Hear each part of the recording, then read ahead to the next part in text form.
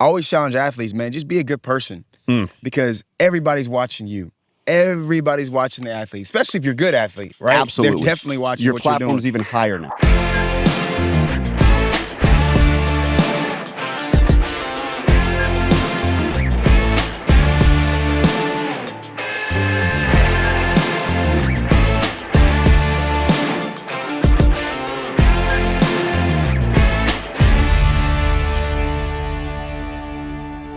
Morning, everybody. It's Coach Tommy live, Smashing Plastic Podcast. Praise God, the spring is springing. We are back on the farm. The temperatures are good enough for us to be outside, which is great. Instead of I love the virtuals, but at the end of the day, there's nothing better than being home, being able to do a podcast. With that being said, the face, the name that you have today in front of you is not going to need a whole lot of introduction, but we'll let him do that. It is my buddy, friend of mine that I've known. We've got a lot of things that kind of intertwine together, a lot of similarities and some stuff, and I'll let him kind of shine that. But Chris, tell all these people who you be.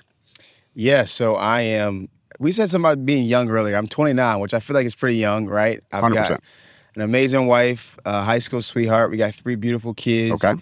My work is I travel around speaking. I write children's books. And I own a couple of properties here and there. And so as you see, I'm driving up in a Penske truck today. But that's who I am. And I get to coach my boys right now, which is the coolest thing in the world. So coach is my next thing, I guess. So all those things.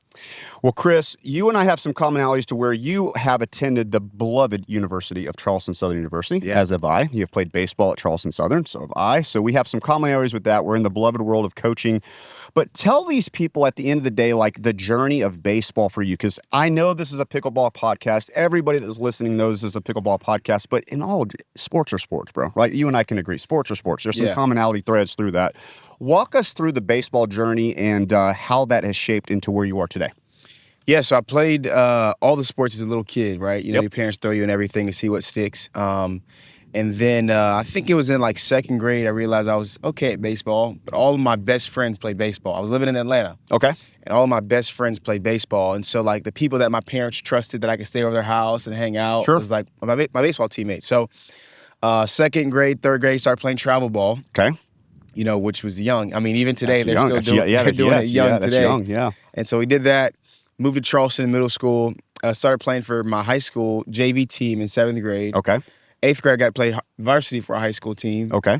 At Goose Creek High School. And then it was pretty good in high school. You know, I did my thing a little bit and got to get a scholarship offer to Charleston Southern. Okay. Right. Played 3 years there. Played center field. My junior season when I got drafted by the Chicago Cubs. And so chased a dream for about 2.5 seasons in the minor leagues. And then ultimately was washed up, you know, and I got released by the Cubs. And then I stayed around the game just coaching my little guy.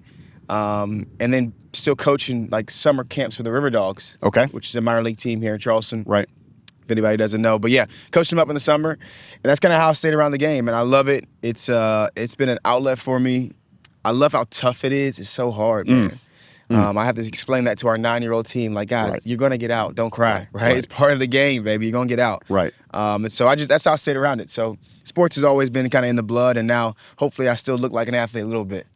When you say hard, I think, and I am biased, I'll be 100% biased, I really believe our sport is the hardest that there is. And there's a lot of reasons I can go into that. But the one thing that I constantly coach on our players is there's no other sport, Chris, that I can honestly pinpoint that is 9v1. When you and I are in the batter's box, it is 9 players versus 1 player. There's no other sport that has that type of odd, I believe personally. And again, I'm biased. Even pickleball included, which I think is a very difficult sport, I think baseball personally, because we have to learn how to identify and more importantly, play through failure so often, right? Yeah. Like every game you're figuring out some sort of failure they're having to play through. How do you, as a former professional baseball player and now coach, how do you see that and do you feel like that take is accurate? Yeah, well, I never even thought about 9 versus 1 like that, but it's true. I mean, that's literally what it is. You know, the way that I kind of picture success has to be different. Okay. And so because it is a game of failure, right? I started thinking about success as like, hey, if we hit the ball hard, we have a good at bat, like that's success. Right. Even if we get out, right? Because we failed, right?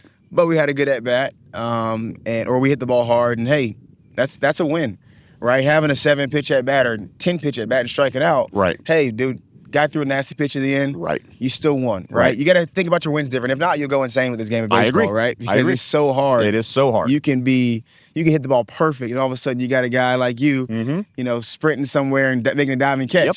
And then it's like, what? I did everything right, and I still get out? Yep. So you got to change what success looks like to you in your mind. That's every sport, though. You make an amazing play, and they make an amazing play back. You got to tip your cap. Hey, Absolutely. I might have, quote unquote, failed, but I did everything right. When you do everything right and you do come up a little short, you got to be able to say, hey, I won't hang my head because I know I did everything I could. So that's what keeps you going. I love it. I think you're absolutely right. And one of the things that you've done better than anybody is your adversity and your background and your story is one that is incomparable. But what I love about sports in general, I don't care what it is, pickleball, baseball, whatever, is it gives you a really cool, unique test lab of this thing that's called LIFE that you and I have to deal with every single day now that we're grown adults with bills and mortgages and yada, yada, yada, right? Yeah. Wives, children. But in sports, you learn how, like, hey, I thought that I was set up for this and it didn't work out. And the mindset and the battle that you have to go through in order to get up tomorrow and do it all again is so vital for a life skill set. What I would love for you to do is explain to all of these folks, like you having a tremendous story, your adversity, the way that you speak. When you're talking right now and you're being brought in to talk, what is the biggest thing that you feel like in today's environment that you're having to speak into young people, man? Yeah, well, number one, we got to remember our words are important, right? Because right now with young people, it's almost like, hey, they make small jokes thinking it's something little, or they say something because of what's happening in the world, and they don't realize, man, those words are powerful, So same thing as an athlete, self-talk is important. I don't know if you believe in that, but like, 100%. I got to tell myself, hey, I got this. You can do it, right? Nobody better. You're the man for the job right now. Let's go, right? So self-talk is important the same way. And in middle school, high schools, people are talking about each other, and they think it's a small joke, but you never know what somebody's going through behind the scenes, right? Real life happens to everybody. For me, it happened when I was 18, when my mother was killed. My brother was 12, my sister was 15, right? A year and a half later, my father passed away. And so here you have a 20-year-old kid taking care of two teenagers. And so I didn't know what I was doing. Right. And my brother and sister in middle school and high school going through the same exact thing. And so when I go to middle school or high school, I just remind them, hey, man, your words are important. Build people up, especially athletes. Athletes, in my opinion, they set the culture of a school. Because if an athlete is a jerk, if an athlete is a person that's just cruel and mean, right, it flows everywhere. Correct. And so I always challenge athletes, man, just be a good person. Because everybody's watching you. Everybody's watching the athlete, especially if you're a good athlete, right? Absolutely. They're definitely watching your what you're doing. Your platform's even higher now, Even right? higher. So in schools, I'm telling them, hey, your words are important. They matter. And also, I just try to teach resilience, right? Okay. You don't control what happens to you sometimes, right? It could be good, bad. You don't control it, but what you can always control is your response to whatever that thing may be. And I think that's a great thing for athletes to think about. Hey, how do you respond to the error you made? How do you respond when life kind of knocks you down? Dictates the rest of your life. And so those couple of things I try to reiterate to students, but depending on what school I'm at, I gotta customize it. Because some schools are like, hey, Chris, we had this happen. Can you share about that? And some are like, hey, we wanted to tell more sports stuff. And so it just varies for sure. Hey everyone, Coach Tommy live here from Smashing Plastic Pickleball. Some of you know this, some of you don't, but I actually own a construction company by the name of First Class Painting and Restoration. One of the things that we have ventured into over the last couple of years is court building, believe it or not. We've done it for municipalities, we've done it for homes, we've done it for businesses. So if you are in the need, or in the desire, I should say, of having a court either built or resurfaced, we would love to give you an estimate. Come out and take a look at that project. If you would, just simply shoot an email, DM, or you can text us, and we'd be more than happy to get out there and line you up for a fantastic, beautiful first-class court. Talk with you soon. Coach Tommy out. Out of all of the conversations that you're going to say, and you and I are going to talk about a lot of things, and just warning folks, this is probably going to be a 9-hour podcast because I love Chris and everything he's got to say is magical. But so I'm going through James right now. Like my daily devotion right now is I'm in the book of James, right? And James speaks so much into this, like the power of death is in the tongue, like all of these things that we're kind of reiterating. And I'm going to implement the faith aspect to this. But you are absolutely 100% correct. One of the biggest things that I talk to our ball players all the time is even your brain does not understand sarcasm and a joke. It sounds crazy, but it's legitimately true. If I say something about Chris, it could be a jab as, hey, well, when the ball's in the outfield, we know that Chris is, most likely not getting that ball because he's never diving. It's a little jest, but it goes so much bigger because now it's a doubt that I've put into your brain. For sure. It sounds crazy, but then utilize that same example on big things like you're too heavy to be fast. You're never going to run fast because you're heavier than that guy. And you and I both, we've been in locker rooms, been dugouts, you've heard all this stuff, right? I cannot reiterate how much Mr. Athlete or Mrs. Athlete that you're listening, your words are everything. And how you choose to use them is going to determine the elevation in which you climb. But more importantly, the person beside you. It is a big deal. Yeah, I'm even thinking now, like, as a coach, like, I just saw this clip of I believe it was North Carolina State basketball coach, women's basketball coach, and she was just, like, telling her player, like, you are the person for the job right now. Like, she's in her face, like, hyping her up. Right. And so, like, in a moment where, you know, you might have missed a shot or you make a dumb mistake or whatever it is, like, having a coach that builds you up is so important. So the best teams are teams that, you know, I make an error or I do something, bro, I throw the ball out of bounds or whatever it is. My teammates are like, hey, man, keep your chin up. We got it. Next play. Next play. And your coach is reiterating that. Man, that's a powerful team right there, for sure. It's probably more powerful than even an elite talented team. I have been a part of teams that are on paper, Chris. I'm talking 1 through 9. This is the team. Every one of them are the top 20 in prep baseball and blah, blah, blah, blah, blah, blah, blah. Travel baseball, you see this all the time, right? Like they have these hand-selected folks that are put together, but they're not unified because of the way in which they speak. There's these egos that are constantly competing against each other. So it's almost like I can't give Chris an attaboy because it takes away the power from me being the 3-hole hitter. I need Chris. Like, it's the craziest thing that I've ever seen, and it's cancer. It is. And I was just telling this player, man, there's a kid that goes to James Island. He's supposed to be, you know, top 3-round draft pick. And I was talking to him and his dad about just baseball in general, the journey of baseball, right? And they were asking me, like, hey, what was the most fun I had playing sports? And it was actually my high school basketball team, right? And you would think that I was a baseball guy. It would be me playing in college or me playing professionally, you know, playing with some guys that are in the big leagues now or whatever it is. But like the camaraderie of my team for my high school basketball seasons, my junior, senior year, it is second to none. We were literally family.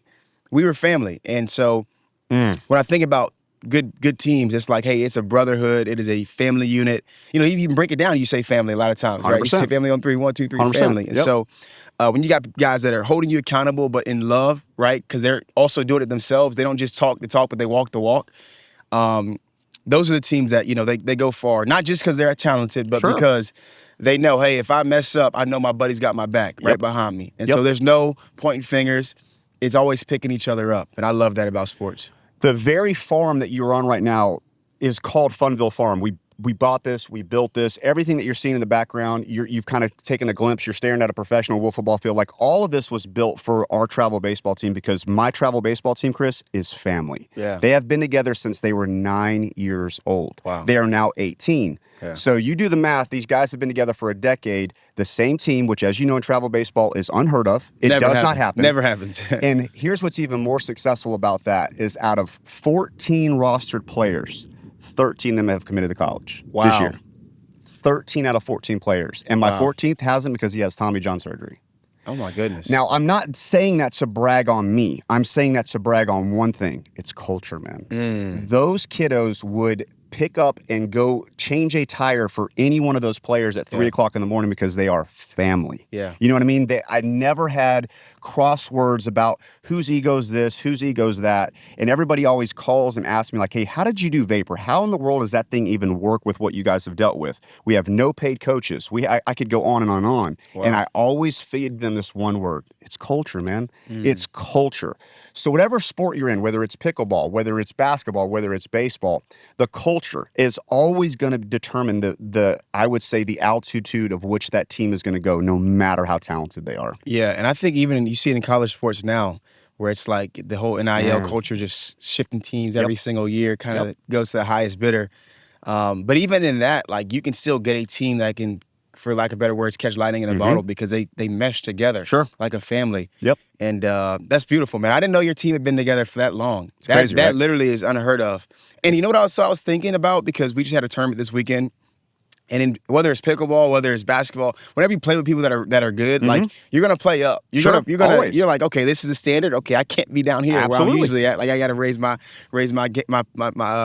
game. Sure. And so I'm thinking about if you have all those guys that are about to go play in college, it's probably because one of them was like, hey man, this guy's unbelievable. And then if I want to keep playing there, I gotta get better, and they're working. Always. It's like iron sharpens iron. It's so, the one-upman, like you said, and at the end of the day, nobody wanted to get left behind, but more importantly than that is nobody wanted to leave the guy behind. Like, I've had this second baseman since he was 9 years old. I want to do what I got to do in order for him to be able to go with me to the next level. So whether we play WWBA in Georgia against some of the biggest teams in the nation, or whether we go play North Charleston and we get lined up against the River Dogs, it doesn't matter. That team is that team, and they're going to play to the standard of that team. For sure. They don't play to the standard of who they're playing. They play to their standard.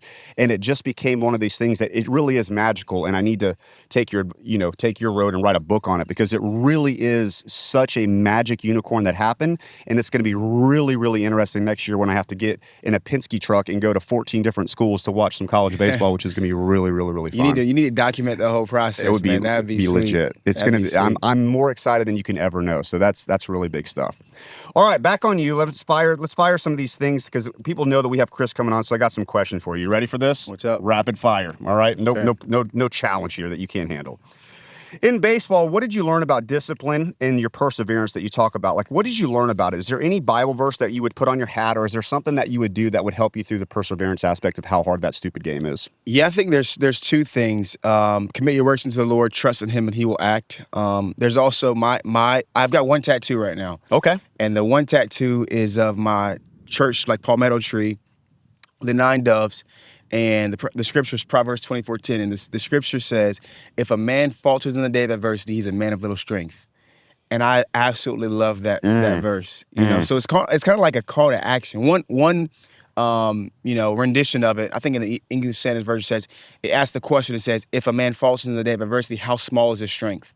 And so, as a believer, I know where I get my strength from. Absolutely. I could never do this life by myself. It's too tough. I've already seen how tough it is. And so I know I'm not by myself, and I know I'm not going to fail when things get tough, because I'm not here alone. And so that scripture was given to me my freshman year, right before my mother was killed. And it became my life verse. And I've always thought about getting other tattoos, but I just feel weird. This one is so special to me that if I get something else, it's like, am I just getting something else just to get it? Because this is everything. Right. But like you were saying in the book of James, I found James to be it's like the practical. I agreed. It's like such practical advice about how to live your life. And I'm just thinking in my mind, James, Jesus' brother, they grew up together, for lack of better words. Like, he's like, yeah, I know Jesus. Yeah, he's our Lord and Savior. Like, this is my brother. Like, right. I gotta keep it real. Like, this is practical stuff everybody can do in their lives. And so I love that. And then the call to action that everybody knows in James is like, faith without works is dead, right? And so if you have this faith where you're like, yeah, I'm a Christian, I believe this is, but if you're not living out every single day, then then is your faith dead? That's the question that I have to ask. And so that's why I was just kind of getting back on the book of James. But yeah, I think those two scriptures, but Proverbs 24:10 especially is the one that I keep close to near to my heart. I think I have, just being completely transparent with you, I'm 43 years old. I've never read through James from word to word. This is the first time that I've ever done it, and you are nailing it. Like, I always underline and go back through, and I'm looking at this morning, I'm about to wrap up James. I think I've underlined the whole chapter. Like, every single thing that he says is so practical. And as a coach, I'm constantly like wanting to recycle this into my ball team or one of my pickleball students. But at the end of the day, the practicality that you talked about is where I always fall back into, and the biggest message from James is that one of that you just said, to where if you are a person of faith, then you're going to have fruits of it. And if you don't, what's the point, right? Like, I keep going back to myself on the same thing over and over. Man, you can be the Christian athlete and have all the tattoos and the WWJD bracelet, but if that guy strikes out and you're not the one that's coming up to encourage him, then what is it all for? Yeah. Like, you know what I mean? Like, what is it all for? Or if you're the guy that's wearing the stuff that's got the scripture written on his glove, on his wrist, on his back, and you strike out and you come in the dugout and you're throwing your helmet and you're using words you shouldn't use, right? Are you living out your faith, or is it dead? And so that's practical stuff. Every believer, we're all sinners saved by grace. 100%. We're not perfect, but we have to live our lives in a way that people say, you know what, man, I want to see what this person's about, because I like the way their vibe, the way they live their lives, man. They're givers, they're good people, and they're hopefully a stud athlete. They're like, man, I want to check out what this person's about. Then they find out about Jesus. What bigger platform? And I don't know if you've had the privilege, but I don't I will be first to tell you, outside of Chris Singleton, I don't idol a whole lot of people. Or I've been blessed enough to where I have been there, done it, got the T-shirt. I have met a lot of big name folks. There is one dude who I have not met, who I'm going to give a shout out to, is Mr. Tim Tebow. That dude for me, and I don't know if you know him or have met him or not, but to this day, out of every single quote unquote stud athlete that I've ever had the ability to see play, he to me in the light of faith stands out. That has walked the walk more than anybody that I personally have seen. So true, so very true. And I've actually done the same event with him. I've never like got to hang out with him and talk with him and stuff, but we've been at the same event before. And I kind of would ask like the people, because you know how people behind the scenes, you never know, right? Absolutely, they say never meet your idols, right? 100%. So I like asked the meeting planner. I was like, hey. You know, some guys that come in and speak, they're like, oh, I need 17 trays of vegetables and take out all the orange ones and just make, you know, people are just weird like that, right? Right. And especially people who are super famous, they're just out there. Right. And so I was like, was Tebow kind of weird like that? And they were like, no, man, he was solid of the earth kind of guy, just very, very simple, very smooth. Like, only thing he asked for is just to have some space by himself, you know, as prepares. And I was like, it makes sense, right? Because he's the real deal. So I'm glad you said that, because he is one person that is legit. And I like to kind of ask around when I go somewhere if people are legit or not. That's funny, man. It makes me feel even better. So at the end of the day, hopefully we get this thing big enough to we get Captain T on the goddamn podcast, because I've got some stuff I'd love to know, like how he embraces that. Encouragement. What would you say to the athlete, pickleball player, baseball player, whoever it may be, that feels overlooked or quote unquote not good enough? Oh man, it is so crazy how people can be late bloomers and just take off, man. Sure. All you need is an opportunity, and sometimes you get lucky, you're blessed enough to receive an opportunity. Sometimes you have to grind just for an opportunity. And it's different for different people, right? You know, you have some guys that are blessed to be 6'4", 220 pounds, you know, and then you have guys that are 5'5", that you weigh 150 and they're training every day to get to 160, 100%. you know? So, like, it's all about where you are in your journey, but once you get an opportunity, you make the most of it. Like, even for me, I played mid-major Division I baseball at Charleston Southern. You couldn't have told me that I couldn't have played at South Carolina or Georgia or Georgia Tech. Like, as a young person, I just didn't get that opportunity, right? Right. But I made a statement. I said, hey, every time I play one of these schools, I'm going to make sure they know that Chris Singleton could have been here, right? Who is this guy, right? And so whatever opportunity you get, make sure that you make the most of it. And then I always tell people, man, if you have the opportunity to play baseball or play whatever sport in college, I don't care if you are at, you know, Rubber Tire State University, right? Go play and have some fun and chase the dream, because you never know what might happen. I have a friend of mine, Chaz McCormick, now, who actually just got traded to the Chicago Cubs. He played at like Millersville University or something like that in Pennsylvania. It's either a D2 or D3. But I played summer league with him with the Blowfish, right? We actually played against the Savannah Bananas and everything, which was fun. But this guy was like kind of unorthodox swing. Like, he was just a little bit weird. Like, jerky, he hit. It wasn't like conventional. Sure. Maybe that's why he got overlooked. But he was a gamer. He got drafted maybe the 20-something round as a senior. Didn't get any. I think he got $10,000 signing bonus, maybe. But he won like 2 World Series. He's like 30, 31 years young. I mean, he's had a phenomenal career already. Big leagues for like 4 or 5 years. And you would never, no recruitment. I think Millersville, I'm probably saying the school wrong, so I feel bad. But like, but it's a great point, because you don't even know it. It was a smaller school. Right. But the guy could ball. So I don't care if you're like, man, Chris, I've just been training. I feel like I'm getting overlooked. Maybe you are getting overlooked right now. I felt like I was getting overlooked, right? But once you get your opportunity, make the most of it. Because once you start to play, every coach wants to win. And so if you're helping a team win, you are going to get opportunities. And you keep getting opportunities, you keep making the most of them, you don't know what happens in the future. So just keep training, keep grinding, because at the end of the day, even if it doesn't work out and you train for 8 years as hard as you can, that mindset, that discipline that you obtained as a person will take you forever in life, right? I'm 29. To be honest, I should be in my $100 million contracts, like negotiations right now, if I could swing and hit a slider, right? But I can't, so I'm here. And so, like, but what I learned from the sports, what I learned from, like, playing is that, like, the discipline, the being able to just turn the page and go to the next play, right? All those things have helped me out in my life. So just keep grinding, man, is my advice for them. The only thing I can add on this, and I'd love your input on this, is one of the things I feel like as a coach, because you and I are going to put our coach's cap on, that we could do better and that I did well, and I feel like I could have even done better than what I did, was in baseball especially, you need to make, this is going to sound crazy, Chris, you ready for this? You need to have players that you literally have on your team, by the word of all, that sit the bench. On baseball, I don't care if it's 9U, 10U, 11U, 12U. Every single player, whether they are a stud pitcher or a kid that you are filling a roster with, you need to make sure that you are having them sit the bench. Because let me tell you, this ball player or pickleball player, whoever you are, there is going to become a team that you are on that you are not going to be starter. And it will either cripple you or it will make you have so much hunger that you will find somehow, some way to get on that baseball field. Yeah. And as a coach, one of the things that I see right now in travel baseball that we do really bad on, and this is in sports in general, is when mommy notices that Timmy's not playing, she's already on Instagram or Facebook trying to find another team. Just so you know, Chris, you and I both know this is what's happening. Yeah. The problem with that is you are crippling your player. Yeah. But I also don't think that a 9U kid should be sitting on the bench for 3 games. That's not what I'm saying. I'm saying that your 9-year-old, every single game, should have a rotation on that bench because he needs to understand what it looks like and what it feels like in order to not be on that diamond. Whether it's 9U, 10U, 12U, 15U. I just feel like it gives you a characteristic for you to start understanding, and it's called hunger.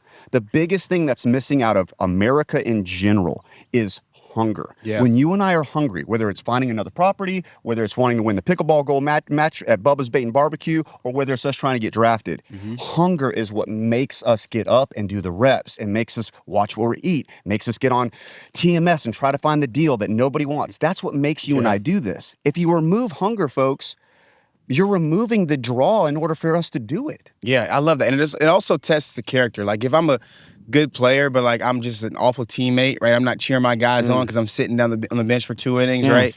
I'm always looking at that kind of stuff. Just as like everything. Like, I love sports. Yeah. I like to look at the athletes, how they react to failure, how they react to not being in the game. I like to look at all that stuff. And you know what scouts do too? They love to look at all that stuff.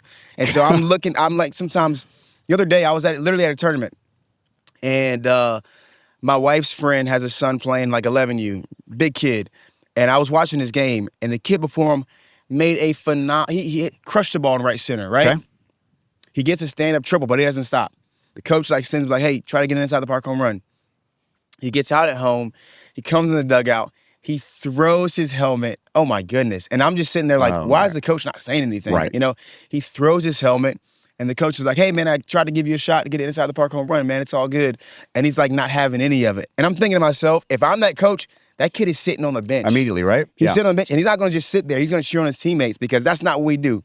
Because there will come a time, and I've seen it at every single level, especially professionally. And I won't say any names, but I know players that have gotten to the big leagues that are good players, but they are I wouldn't say terrible human beings, but they are terrible teammates. Right. And so what happens is the manager's like, hey, you're not that good, dude. Right. Like, right. If you're going to be cancer to our team, like, I'm going to trade you. And they get traded. And now the guy that I'm thinking about that was high draft pick, like, he's not even playing anymore. Right. And he was a phenomenal Great pitcher. player. Phenomenal pitcher. But at a certain point, like, your character matters.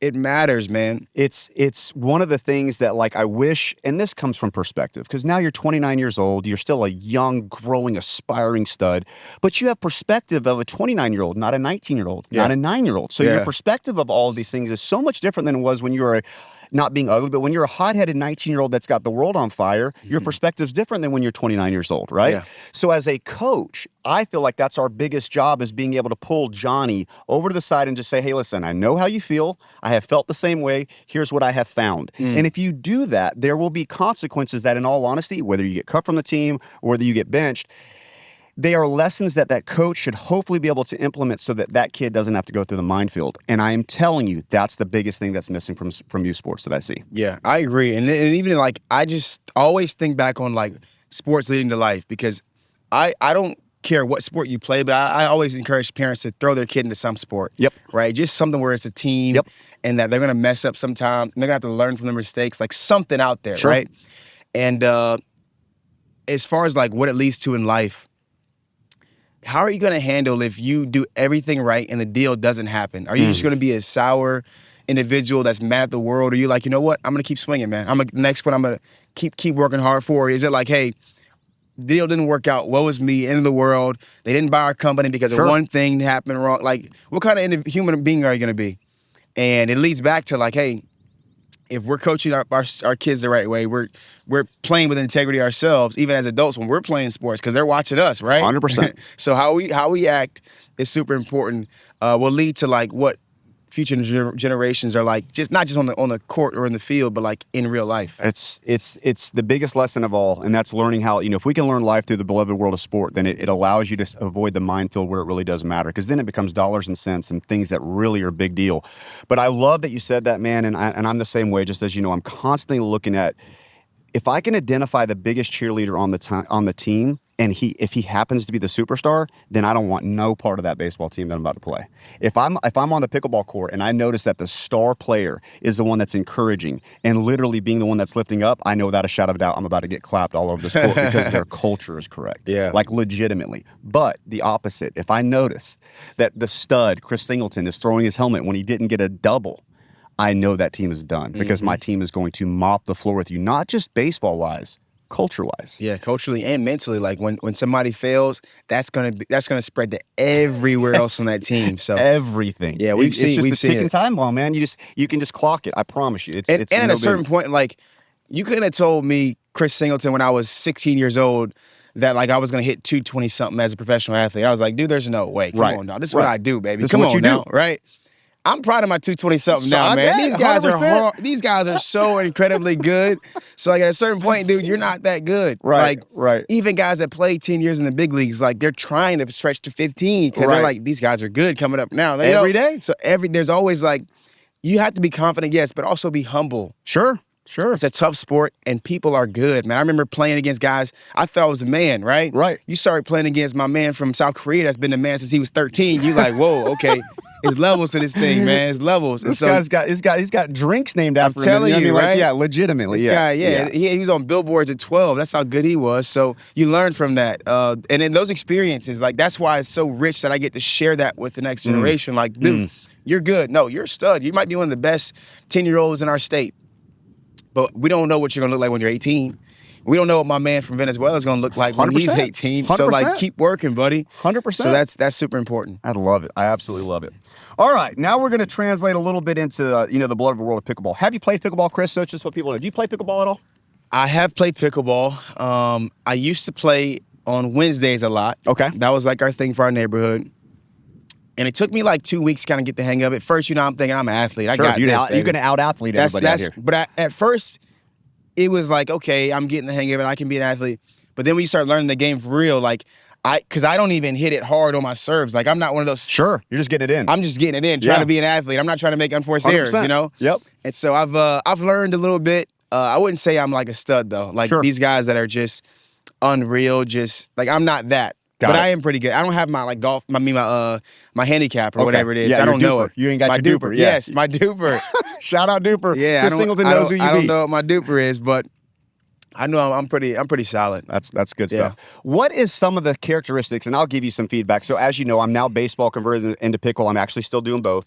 But one of the things that I love about pickleball, and this is where I'd love your take, is I love the community aspect of pickleball. I love the fact that you can get on a court, whether it's Coosaw Creek, we can go down to Goose Creek. It doesn't matter. We can get on a court, you and I can grab a paddle, and we're going to play with a black pastor. We're going to play with a general contractor who's 70. We might play with a woman that's 12 that claps us. Like, it's one of the coolest, most democratic sports that I personally have witnessed. Do you feel the same way, like, about how community aspect pickleball really is? I do, and I also love the fact that, you know, you play against some people that are, like, there was a lady in my neighborhood that has, like, a knee brace on her left leg. Okay. And you would, like, just passing the eye test, you'd be like, she might be all right. No, she would whoop your behind. Like, and I love that about pickleball. It's like, you never know. Right. You never know. It's humbling. In basketball, sometimes you size somebody up, be like, I could take this guy. You start comparing biceps. Oh, I got this guy, right? Pickleball, that's going to lead you astray. 100%. Don't you try to look at somebody and say you got them just based on looking at them, because they know how to put spin on it. They know all these different things that you might not know yet. It is chess, not checkers, man. It is chess, not checkers. So I do love that about the sport. The age, too, like the age diversity, like everything about it makes it fun because everybody can play. Yeah, and we're getting to the point now, Chris, where I don't know if you know this or not, but now, you know, So the Smashing Plastic brand that I have, we literally, Sean can attest to this, our tagline was "This ain't your grandma's pickleball." Like, that's literally the tagline of our company, because I wanted to create a brand that was not generated to the old misconceptions of what pickleball was, right? So now you've got youth in it. Well, now the average person on tour, Chris, is 17 years old. So within 5 years, it's gone from the average age on tour is literally mid-40s to now the average person on tour is 17 to 18 years old. Wow. In 5 years. Wow. That's how young pickleball has become. And I'll throw this out here. We don't even have travel pickleball yet. That's not even a thing. So if you're ever thinking that on the horizon a sport that has literally just scratched the surface, we still have no high school pickleball. We don't have collegiate pickleball. They have clubs, but none of that is official. So I will be interested to see within the next year, 2, 3, whatever that looks like on how, because as you know, it doesn't take rocket science to see how much the sport has exploded. Everywhere you go now is building pickleball courts. Yeah. It'll be very interesting to see how the youth embraces that and where it goes, especially for a quote unquote, and you're going to chuckle at this, but my baseball players are kind of how I got into this stupid thing. They became obsessed with pickleball to the point when we would go to tournaments over the last 4 years, I would have to tape lines in our hotel parking lot to make pickleball courts. Oh, wow. That's how crazy. So they got really good. So then I was like, well, as any coach, I need to get certified so I know what I'm teaching these guys. And then before you know it, I become the #1 duper coach. So I'm the #1 duper coach in the country right now. What? #1. Just from coaching baseball players. It has come to that level right now. True story. Oh, my goodness. So whoever you are listening, and even a guy like me that has, that's a mess can become a message. And you've got the biggest mess in the world that has the biggest message in the world beside me. You can do it. I've got to say, you just got to go do it. Find a paddle. I don't care. Go to Walmart, get a $20 paddle, whatever you got to do. You owe yourself to get out there and try it because it's a lot of fun. If anything, it's a lot of fun. Oh, you're going to have a blast for sure. All right, back into impulse. So what's 2026 look for you? I want, obviously we're going to make sure Sean has our handles and everybody can find your stuff because your stuff and your content, if you haven't done so, you need to get on Chris Singleton. Where do we find you? And then we're going to talk about 2026. Where you at? Yeah, so my socials are @CSingleton_2 for my social medias. You'll see like family content, maybe some speaking stuff here and there. Book, right? You got a couple books? Yeah, I've written 7 books, 6 children's books, 1 adult book. So you can definitely check those out, whether it's Amazon or local bookstore if they're in the low country. So that's what I've, kind of what I got out there on the social media side. But in 2026, every year I try to speak to like 50,000 people, 50,000 students. Like that's my goal. So that's definitely, like I had 20-something events in February, which is just moving around a lot. Oh my gosh. I'm trying to book up my fall now. So the way it works for a speaker is like, every 3 to 6 months. Okay. And so I've been doing this for like 7 or 8 years, and it's always like every 3 months we kind of get our new calendar for the next 3 months. Got it. And so I'm booking up my fall right now, wanting to share a lot of schools, different districts, companies. I got a couple companies I'm speaking to this week actually. And so that's always what I'm doing is speaking, coaching my 4-year-old in T-ball for the first time. So that is super, super cool. Had our first practice. And like I prayed. I had to check myself the other day because I prayed that I could coach my kids in sports. Okay. And the reason why I prayed for that, because my 7th grade year, my dad coached me in basketball, and it was like the best year of my life. Okay. 7th grade, my whole family was together, family unit. Things were good. My dad was in a good space. And so I want to create that for my kids year over year. Right. So coaching my kids has been amazing. But I had to check myself because my son is playing up. We play 10U. He's only 8. And so I had to check myself. I was like, hey, man, you pray that you can coach your son. Not that your son would be some amazing stud that's hitting bombs at 8 years old playing 10U. That's not what you pray for, Chris. Right. You just want to pray to coach him. Now, he's really, really good. Right. So I kind of I hold him at a standard, which is too much for an 8-year-old sometimes. Got it. And I had to check my heart. Like, dude, what did you pray for? You prayed that you can coach him. And that he wants you to coach him, because that's important too. Sure. And we're there now. So don't mess it up because he didn't go 5 for 5 with 2 doubles and he hit it off the end of the bat, dude. Right? He's 8 years old. Right. So I had to check myself on that. So 2026, coaching my guys. And then, I buy some real estate. Yep. So my wife and I, we kind of want to stabilize all the stuff that we just bought and get those rented out to some amazing families. And then hopefully at the end of the year, I still look like I can throw the ball a little bit and can run them down a little bit. Sure. And so staying a little healthy here and there. Okay. And then just playing golf with my friends, my family. And I guess I'll throw some pickleball in there too. Well, we got to, because we've got some stuff coming up. We got some couple events that are coming up. I'm definitely going to make sure you get an invite. You and I have another common friend who, believe it or not, is on our podcast very soon. I want to give him a shout out. Carlos Frank is coming on our podcast. Really? Love it. The Doer podcast himself. Super, super good guy. So I'm excited for you guys to hear his heart and his voice, because he's an amazing dude. But I know that he's got some connections with you on like a men's group, right? So, or something along that lines. I want you to end on that, because one of the things that we like to end on is a coach's tip. And I would love it, obviously, for you who has been through the war and back and still have the smoke on you every day. Where are you originally from, Chris? Are you from Goose Creek? So North Charleston. Let's say you're from, I don't know, we'll get Nancy that's in North Charleston. Yeah. All right. She's listening to the best podcast that there is. It's I don't know, 10 o'clock at night. What is one coach's tip? And it doesn't have to be anything pickleball or baseball related that you want to give to Nancy as you sign off for the Smashing Plastic podcast. Yeah, well, it depends on where Nancy's at in her life. Well, if she doesn't know Jesus, I'd say start there, right? I like that. I think that's super important, just because I've been through so much, and there's a certain confidence you have when you know for a fact that you haven't gotten through it by yourself. And so to anybody that's listening, that's going through something tough right now, it is hard. Even in the Bible, it says Jesus wept. And so you're never by yourself. He knows what that pain feels like. He knows what it feels like to be like, man, I'm hurting right now. Right. And so I've been there. And the promise isn't that the storm wouldn't happen. The promise is that we would never be alone. And so I want you to pray that God would lead you through this storm, because I know for a fact he can, and he has in my life. And so I don't know if Nancy's going through something. She might be like, Chris, I ain't going through nothing, bro. Just give me something light. I got to figure it out. Yeah. But if not for that, Nancy, I will challenge you, because my mission is all about love and unity. So Nancy, help me out. Nancy from North Charleston. My message is teach and love. So, whether it's your kids, your grandkids, just be reminded, man, we don't choose our skin color. We don't choose our first language. We don't choose where we're born, who we're born to, or how much we did or didn't have growing up as kids. So just love people. Good book tells us to love God and love people. And so let's do that. And I can't do it by myself. I have this mission of spreading unity everywhere, but I know with your help, you can help me obtain that, and then help me make my mom proud. Chris, love you long time. We will definitely have you on again. And if you guys can't, you got to make sure that you check on all of the links, because Chris has got a busy 2026. Anytime you can check him out, you owe yourself to do so. And go buy a book. I promise you, it is a fantastic job. Chris, love you long time, buddy. See you soon. Love you too, man. See you, man. Thanks for everything, dude. Hey everyone, Coach Tommy here. Thanks for tuning in to Smashing Plastic. Big shout out to Sean Monahan for the music, production, and editing. Don't forget to hit the like and subscribe for more awesome content, and be sure to follow us on Facebook and Instagram. Those links are in the description. Now let's get out there and smash some plastic.